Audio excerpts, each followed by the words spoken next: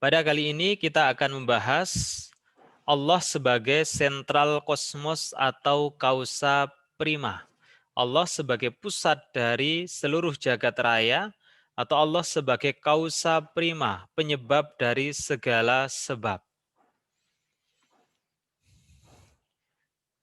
Kemarin kita sudah membahas mengenai tauhid murni, bahwa manusia dilahirkan dengan fitrah bertauhid murni. Maka fitrah ini telah diciptakan Allah pada hamba-hambanya, yaitu fitrah mengesahkan Allah atau tauhid murni.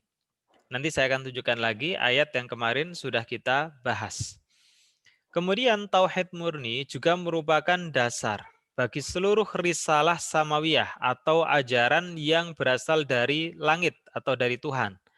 Sejak dari Nabi Adam sampai dengan Nabi Muhammad Shallallahu Alaihi Wasallam sebagai khotamun nabiyyin wal mursalin, sebagai pungkasan para nabi dan para rasul. Jadi sekali lagi, tauhid murni merupakan fitrah untuk semua manusia, dan fitrah mengesahkan Allah telah diciptakan pada seluruh hamba-hambanya. Sebelum manusia dilahirkan, maka manusia sudah bersaksi bahwa tiada Tuhan selain Allah, atau bersaksi terkait dengan keesaan Allah.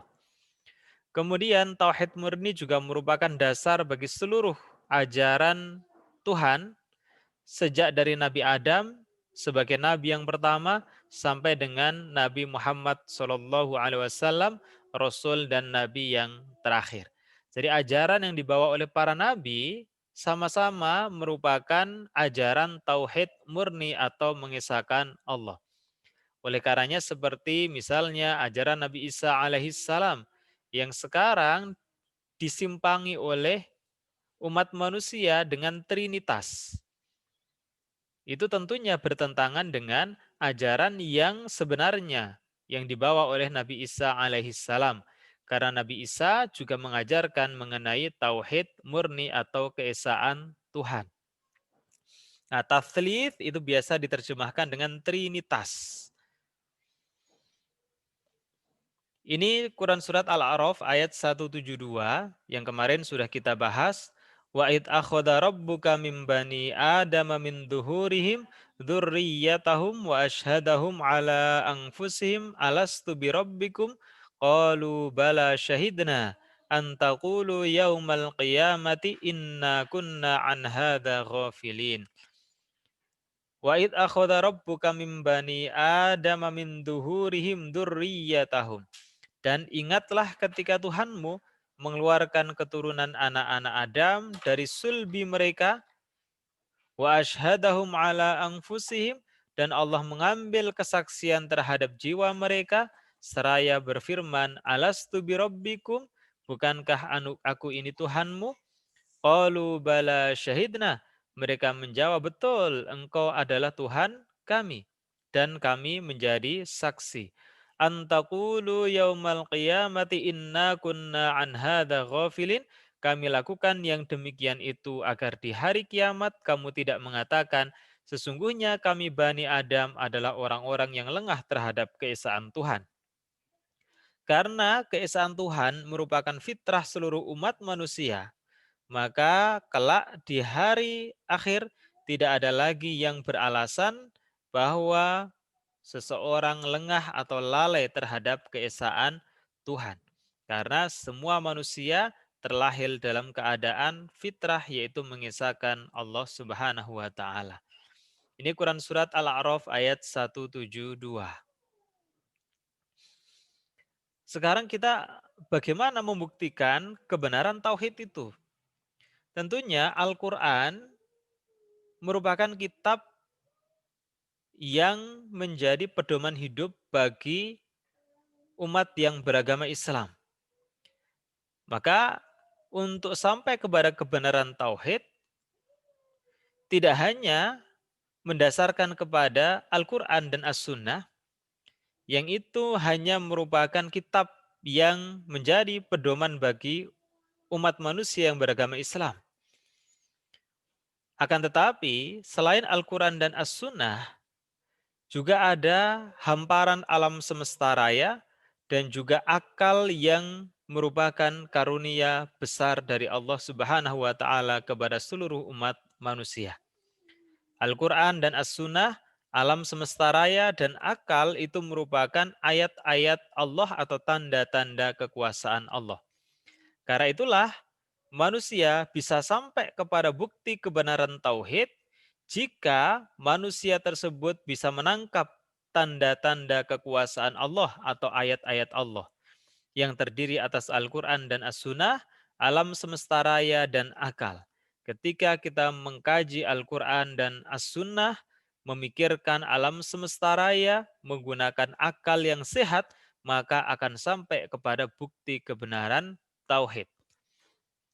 Karena ternyata banyak alam semesta raya yang mengonfirmasi isi yang telah dijelaskan di dalam Al-Quran dan As-Sunnah, di mana dalam memahaminya digunakan akal yang sehat. Maka memahami alam semesta raya, kemudian mengkonfirmasi dengan Al-Quran dan As-Sunnah, menggunakan akal yang sehat, akan sampai kepada bukti kebenaran tauhid. Nanti kita akan bahas. Sekarang kita masuk ke tauhid terlebih dahulu. Tauhid sebagai perwujudan dari rukun iman yang pertama. Mengisahkan Allah, menjadikan Allah satu-satunya sembahan dan tempat mengadu sepanjang hidup. Seringkali kita kecewa jika kita mengadu masalah kita kepada manusia. Oleh karenanya maka sebaik-baik tempat mengadu adalah Allah Subhanahu wa taala yang tidak terbatas pada ruang dan waktu. Mengisahkan Allah dalam arti yang umum berarti menjadikan Allah sebagai satu-satunya sembahan. Kalau ada yang lain selain Allah yang dijadikan sebagai sembahan, itu berarti sudah bertentangan dengan konsep tauhid. Tauhid itu dari kata wahada yuwahidu, mengisahkan, menjadi at-tauhid. Isa itu artinya satu. Konsekuensinya, kalau seseorang bertauhid, maka mestinya dia menjauhi perbuatan syirik. Syirik itu berarti menduakan. Berarti kalau menjadikan hal yang lain sebagai sesembahan selain Allah, itu merupakan perbuatan syirik. Sehingga orang yang beriman, orang yang bertauhid akan menjauhi perbuatan syirik, akan menjauhi perbuatan menyekutukan Allah dengan yang lain, kapanpun dan dimanapun dia berada. Selain itu juga, mestinya menghindari perbuatan yang mengotori dan merusak tauhid. Misalnya tahayul, khurafat, itu merupakan perbuatan-perbuatan yang mengotori dan merusak tauhid. Khurafat, misalnya meyakini apa yang terjadi di alam ini menentukan terhadap nasib seseorang. Misalnya seorang kejatuhan cicak, maka itu pertanda akan terjadi sesuatu yang buruk pada diri seseorang tersebut. Itu merusak tauhid. Karena nasib seseorang itu tidak ditentukan oleh jatuhnya cicak. Ini merupakan contoh perbuatan khurafat yang mengotori dan merusak tauhid. Unsur-unsur bertauhid ada 3. Yang pertama, mengisahkan Allah dalam zat atau wujudnya. Yang kedua, mengisahkan Allah dalam perbuatannya. Dan yang ketiga, mengisahkan Allah dalam nama dan sifatnya. Bagaimana mengisahkan Allah dalam zat atau wujudnya, perbuatannya, nama dan sifatnya, kita akan bahas satu persatu. Ya, yang pertama, mengisahkan Allah dalam wujud atau zatnya. Wujud apapun yang ada saat ini terdiri atas 2, yaitu wajib dan mungkin. Apa artinya wujud yang bersifat wajib? Yaitu wujud yang ada dengan sendirinya, bukan karena yang lainnya, dan bersifat mutlak.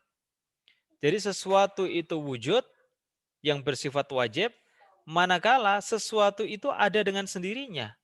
Keberadaannya tidak disebabkan karena yang lainnya, tetapi memang ada dengan sendirinya. Beda halnya dengan mungkin, maka tidak mutlak atau nisbi, yaitu wujud yang ada tetapi disebabkan karena adanya yang lain, bukan karena dirinya sendiri. Jadi keberadaan seseorang atau sesuatu itu karena adanya yang lain. Allah itu merupakan wujud yang bersifat wajib atau mutlak. Maka mengesahkan Allah berarti meyakini Allah dalam hal wujudnya bersifat mutlak. Artinya keberadaan Allah itu ada dengan sendirinya, bukan disebabkan karena yang lain. Tapi selain Allah semuanya mungkin. Manusia ada karena disebabkan oleh yang lain. Yang menciptakan adalah Allah melalui dua orang tua.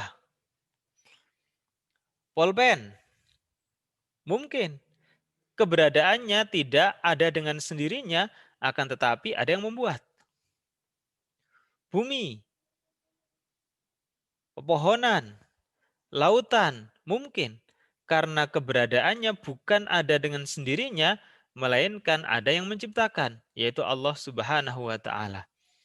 Oleh karena maka makna tauhid dalam hal zat atau wujud Allah dengan meyakini bahwa keberadaan Allah itu bersifat wujud wajib. Artinya wujudnya atau keberadaannya itu ada dengan sendirinya, tidak karena yang lain. Makanya wujud tersebut bersifat mutlak. Sementara yang lain adalah nisbi atau mungkin.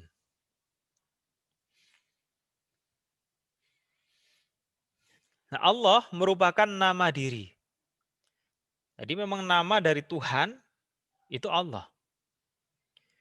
Allah itu awal dan akhir. Tidak ada yang lebih awal dari Allah dan tidak ada yang lebih akhir daripada Allah. Tidak ada yang serupa dengan Allah. Maka apapun yang dibayangkan oleh seseorang tentang wujud Allah itu pasti salah. Karena apa yang dibayangkan oleh seseorang itu pastilah yang sebelumnya pernah dia lihat. Padahal dia belum pernah melihat wujud Allah. Maka pasti salah. Yang dia bayangkan itu pasti yang lain. Dan memang tidak ada yang serupa dengan Allah. Dia itu tunggal atau esa, tiada duanya. Ini merupakan konsep yang sangat penting di dalam Islam, yaitu mengisahkan Allah, salah satunya mengisahkan dalam zat atau wujud dari Allah Subhanahu wa Ta'ala. Sekarang yang kedua, tauhid atau mengisahkan Allah terkait dengan perbuatannya. Allah merupakan zat yang bersifat mutlak. Artinya keberadaannya tidak tergantung dari yang lainnya. Kemudian Allah berbuat tidak tergantung dari yang lainnya. Allah itu berkehendak secara mandiri dan juga berbuat secara mandiri. Tidak ada yang mengatur, tidak ada yang mendesain. Maka kehendak dan perbuatan Allah itu bersifat mutlak dan dilakukan tidak digantungkan pada yang lainnya.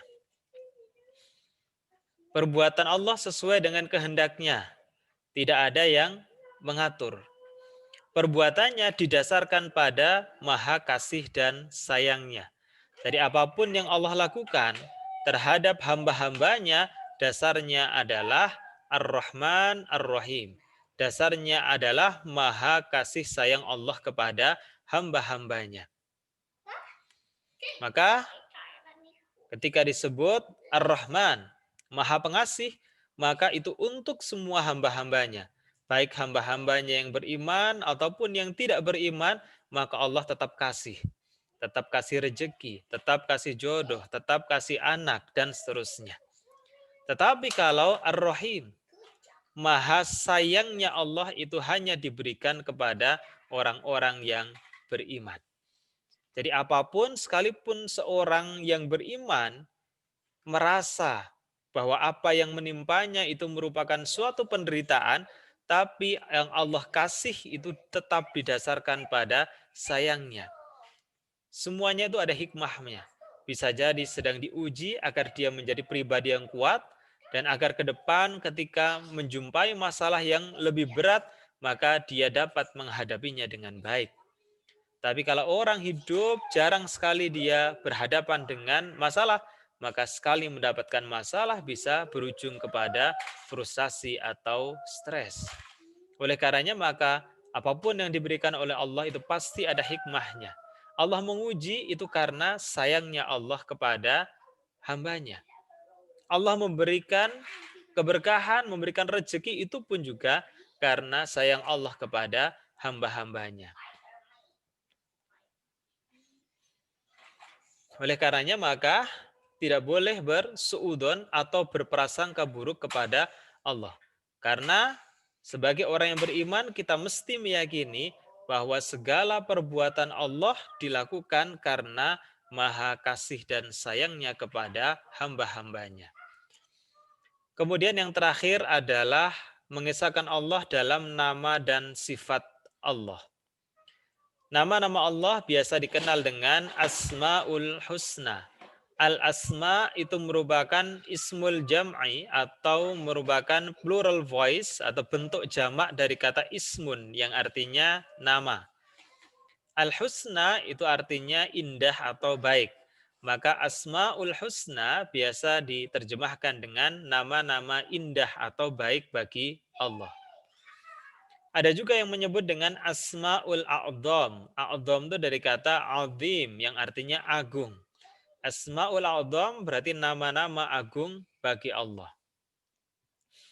Nah, sifat-sifat Allah dibagi menjadi dua. Jadi semua sifat Allah itu bisa dikelompokkan menjadi dua. Yang pertama adalah sifat jalaliyah atau sifat keperkasaan.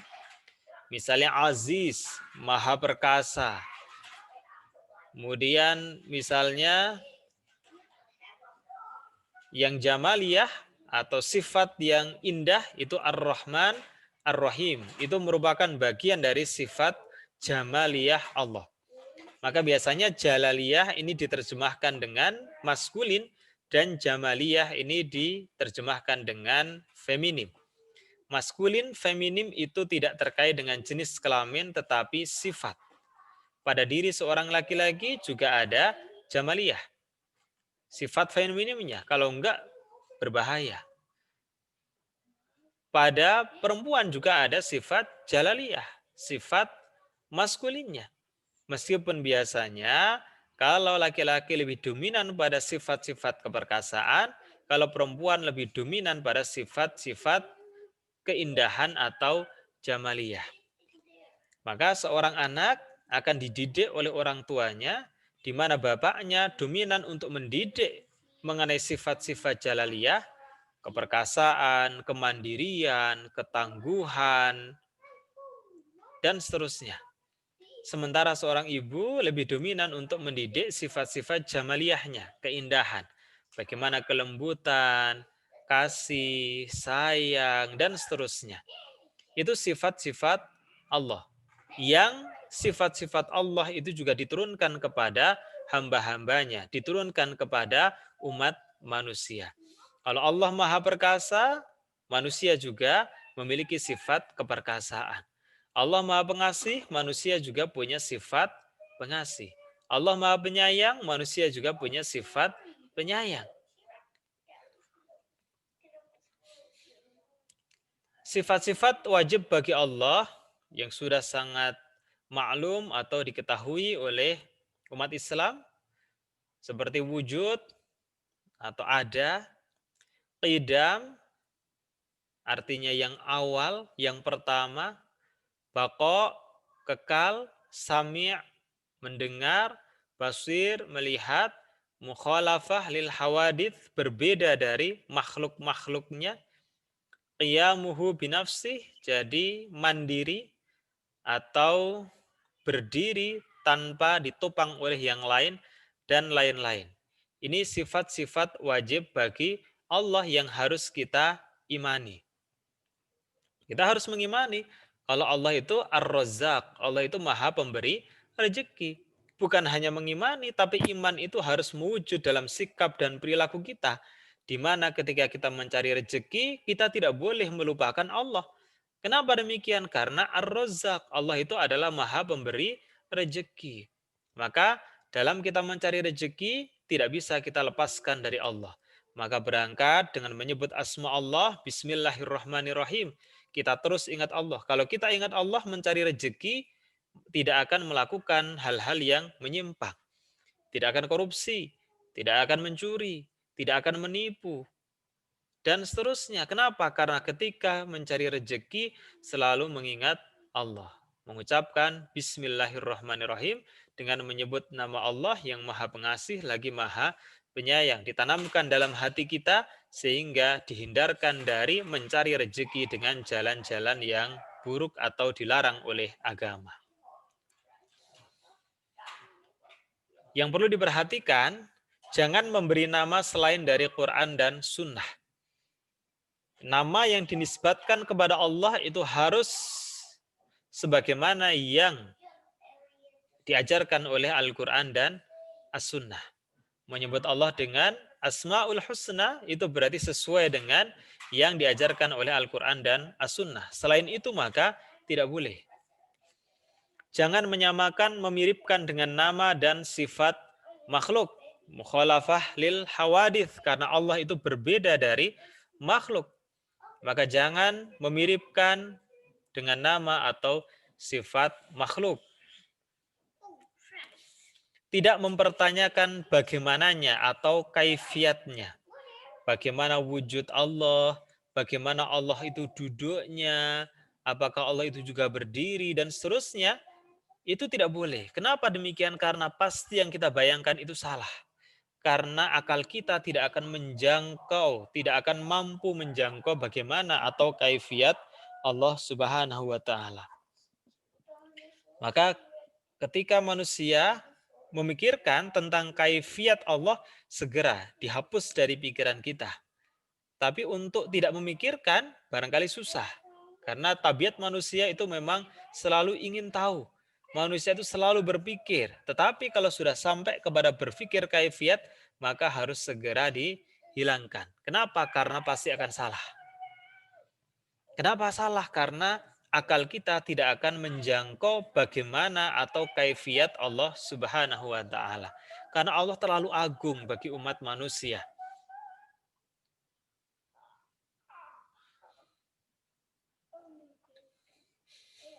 Maka yang terpenting kita mengesahkan Allah ini merupakan bagian dari keimanan, di mana letak keimanan itu ada di dalam hati kita. Maka kita meyakini Allah dengan sepenuh hati tanpa ada keraguan apapun. Dan keyakinan terhadap Allah itu tidak cukup hanya sampai pada hati, tetapi juga mewujud dalam perilaku sehari-hari. Sehingga perilaku umat Islam itu menunjukkan tauhid. Ketika mencari rezeki, tauhid. Tidak melakukan hal-hal yang menyimpang yang dilarang oleh agama. Karena dalam hatinya adalah Allah. Ketika bekerja tidak diawasi oleh atasannya, maka tetap bekerja dengan serius. Kenapa? Karena dalam hatinya tauhid. Mengingat bahwa ada Al-Basir, Sang Maha melihat. Ketika ada orang merasa berilmu tinggi, tidak sombong. Kenapa? Karena ingat tauhid. Ada Al-Alim, ada Sang Maha mengetahui. Sehingga kepandaian yang dimiliki oleh umat manusia itu tiada bandingannya jika melihat kepada sifat Allah sebagai Al-Alim atau Sang Maha mengetahui. Oleh karena itu, Allah yang zatnya bersifat awal dan akhir, terdahulu dan mutlak, harus disadari telah hadir dalam keseharian kita. Kedekatan Allah kepada kita lebih dekat dari urat leher kita masing-masing. Kedekatan Allahnya. Allah kan memang wujudnya bersemayam di atas ars. Tetapi kedekatan Allah itu lebih dekat dari urat leher kita masing-masing. Kenapa demikian? Karena apapun yang dilakukan oleh umat manusia akan selalu bisa diakses oleh Allah. Allah tidak akan pernah alpa dengan apa yang dilakukan oleh umat manusia. Itu menggambarkan betapa dekatnya Allah dengan umat manusia. Maka apakah kita akan berbuat hina, aniaya, dan dolim? Padahal Allah Al-Basir. Allah itu selalu melihat kita. Apa yang kita lakukan tidak pernah lepas dari pantauan Allah Subhanahu wa Ta'ala.